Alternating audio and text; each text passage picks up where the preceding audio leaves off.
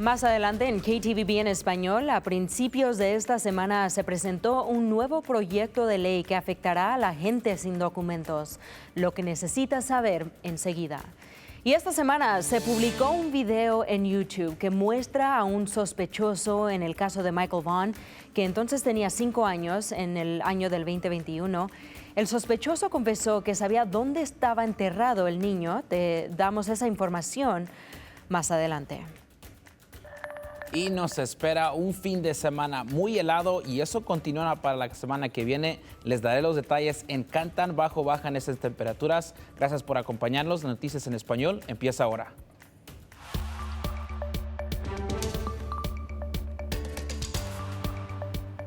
Bienvenidos a KTVB en español, soy Brenda Rodríguez. Empezamos con noticias locales. La mamá de Michael Vaughn, el niño que desapareció hace más de 3 años, compartió públicamente esta semana un video que les vamos a enseñar aquí en un minuto de un sospechoso que le decía a la policía que su esposa enterró al niño en su propiedad, en su casa. El niño desapareció de su casa en Fruitland en el verano del año del 2021, cuando tenía nomás 5 años. La mamá, Brandy Neal, esperaba que publicara este video podría ayudar a los oficiales a encontrar a Michael. El video enseña la cámara de un oficial del día 12 de noviembre del año del 2022, un sospechoso que se llama Stacy Wondra en la cárcel del condado de Washington, diciendo a los detectives por FaceTime que vio a su esposa Sarah Wondra enterrar el cuerpo del niño en su propiedad. I don't know how far she actually dug, to be honest with you. I mean, it should be a garbage bag. Okay, what color is the garbage bag? It would either be white or black. We only had 2 colors. Is the duct tape still going to be over his mouth? It should be. El año pasado, Stacy Wondra se entrevistó con KTVB y dijo que no tenía ninguna conexión con el caso, ni siquiera sabía quién era Michael, decía en esta entrevista. Eso contradice con lo que dijo los detectives en este video recientemente publicado, donde dice que vio el cuerpo de Michael ser enterrado en su terreno. También la policía de Fruitland le dijo recientemente a KTVB que todavía cree que el cuerpo de Michael fue enterrado en esa propiedad y luego fue movido de ese lugar. Mi preocupación es que las autoridades de Idaho van a criminalizar a todas las personas que son inocentes.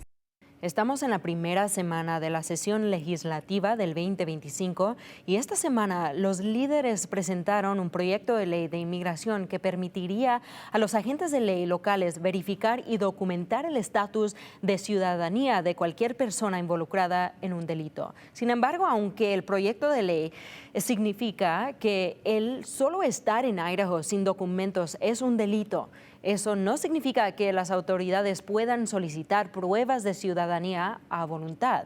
Esa persona tiene que estar involucrada en algún otro delito, como un robo, un asalto o por solo pasarse una señal de tráfico. El representante Jaron Cran explica este proceso. Esto permite que las autoridades sigan adelante y digan, bueno, vamos a hacer una foto policial, tomaremos tus huellas digitales, documentaremos tu caso y esto es un delito menor. Si vas a cometer otro delito, sería un delito grave y te enfrentarías a la deportación. Y bueno, como escucharon, la primera vez que se descubra que alguien es indocumentado, eso sería un delito menor. La segunda vez sería un delito grave y esa persona sería deportada, según Crane. Como aprendimos el año pasado, este proyecto de ley se extracta directamente de una ley de Texas que aprobaron en el año del 2023 y está siendo argumentado en los tribunales ahora mismo. Este es solo el comienzo de la conversación y no se ha aprobado nada, así que hablamos con un abogado de inmigración que dice que esto es inconstitucional. La Constitución de los Estados Unidos dice que el gobierno federal es los únicos que tienen la autoridad de intervenir en estas leyes de inmigración. El factor de que Idaho esté interviniendo en estas leyes federales es la parte que es unconstitutional o no constitucional. Idaho, para argumentar de que ellos pueden tener un poder sobre estas leyes. Dicen que existe una invasión entre el borde de Canadá y Idaho, lo cual no existe.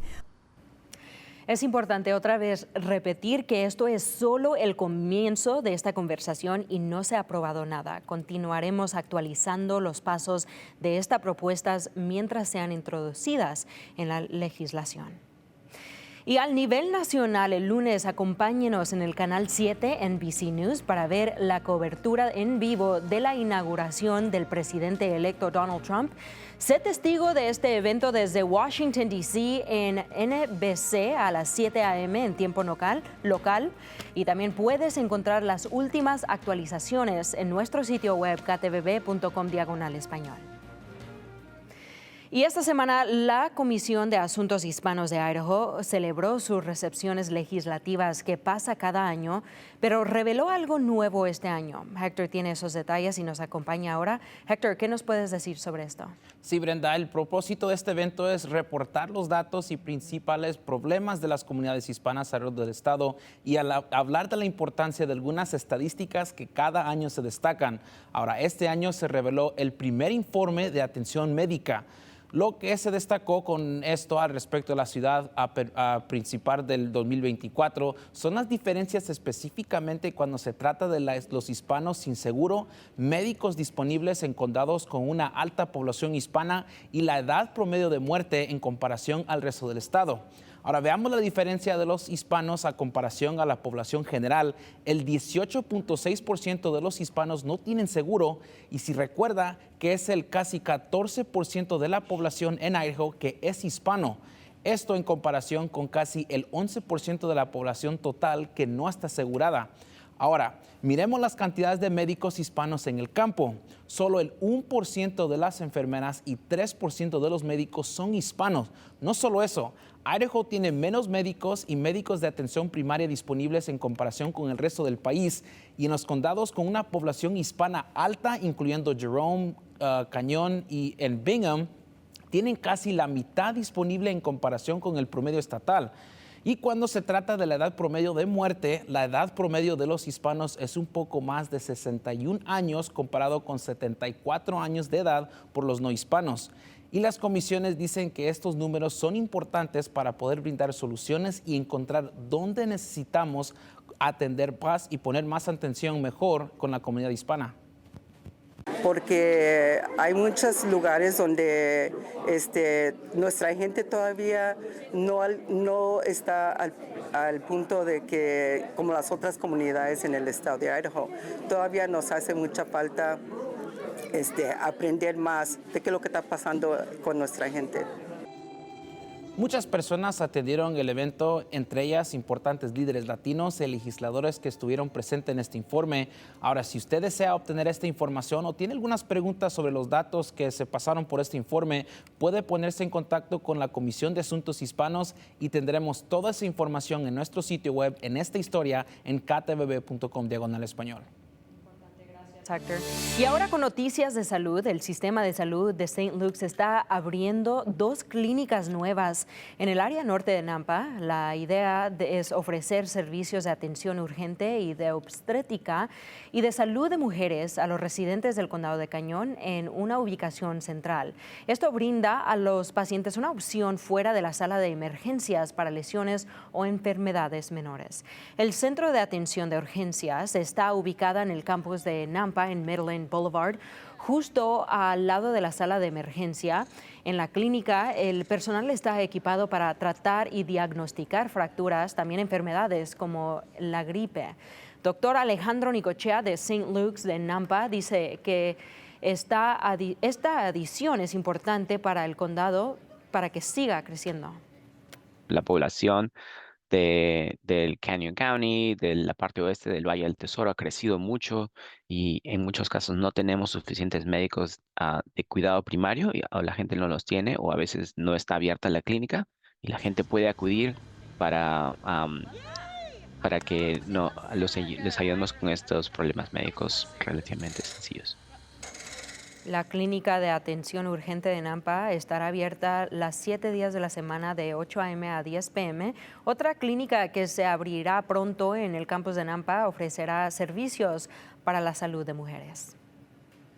Bueno, en términos de nuestra clínica de obstetricia y ginecología, ese es un servicio básico, especialmente para nuestra población hispana. Sabemos que mucha de la población hispana es relativamente joven, que está en edad reproductiva y especialmente en la zona oeste del Valle del Tesoro. Por eso es importante tener esta clínica aquí para servir a nuestra comunidad en Nampa y en todo el Valle Oeste, en la parte oeste del Valle del Tesoro. Necochea dice que siempre tienen personas que hablan español para ayudar a traducir. Sin embargo, si no hay nadie disponible, dice que tienen una tecnología que ayuda a traducir. Y tenemos un enlace para obtener más información sobre los servicios de ktvb.com/español. Ahora, vamos a ver que este fin de semana vamos a tener una primera alerta meteorológica para el sábado por la mañana. También se extiende para el lunes por la mañana y es por las temperaturas que nos vienen en camino. Vamos a ver que tenemos un aire ártico que nos va a bajar y eso se va a mantener aquí para todo el fin de semana y para empezar la semana que viene. Y ya estamos viendo desde el viernes que vimos una frente fría pasar por la mañana que nos trajo esos vientos que hicieron que esas temperaturas se sintieran mucho más helados de lo que estaban por afuera. Y vamos a ver que ya empezando el sábado, vamos a ver que esas condiciones se mantienen un poco más con brisa, a pesar de tenerlos un poco más ventoso, pero vamos a ver que esas temperaturas se va a sentir más helado por el viento y por las condiciones heladas que vamos a ver empezando mañana el sábado. Y estas son las temperaturas que vamos a ver en el sentido de por la mañana y por la noche.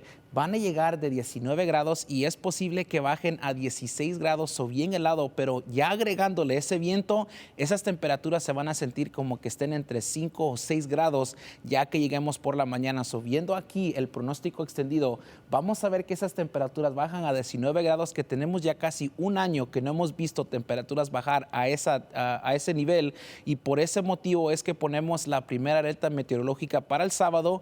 Vemos que no se pone para el domingo porque las condiciones no cambian mucho, pero vamos a ver que empiezan a bajar poquito más para el lunes, y con esos vientos, como les he mencionado, es que se sienten más helados esas condiciones para el lunes. Ya que vemos el martes y el miércoles, vamos a ver un poco más de nube, pero se va a hacer un poco más difícil ver esas temperaturas subir pasado las temperaturas de congelación, pero vamos a ver que continúa para la semana que viene unas condiciones mucho más frías, ya llegando para el miércoles y el jueves. Gracias, Héctor. Y antes de irnos, el primer ganador de la rifa de $1 millón de Idaho ya se ha presentado. Alberto Vega de Heyburn reclama su premio de $1 millón en un boleto comprado en una tienda de Burley en Mavericks.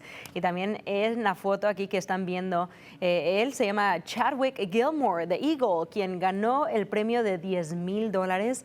Otros 2 premios de esta rifa aún no se han reclamado. De eso incluye un boleto de $1 millón viviendo en el condado de Ida y un boleto ganador de $10,000 del condado de Cassia.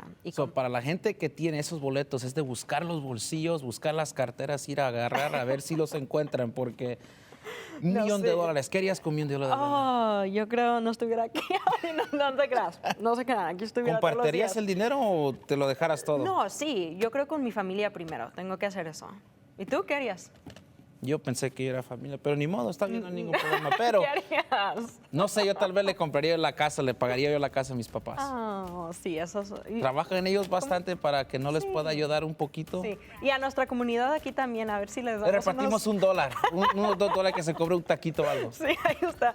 Ok, bueno, puedes encontrar más noticias en español en nuestro sitio web, ktvb.com/español. Y también tenemos una página de Facebook. Nos encantaría si nos pudieran seguir y perseguir en esta plataforma también.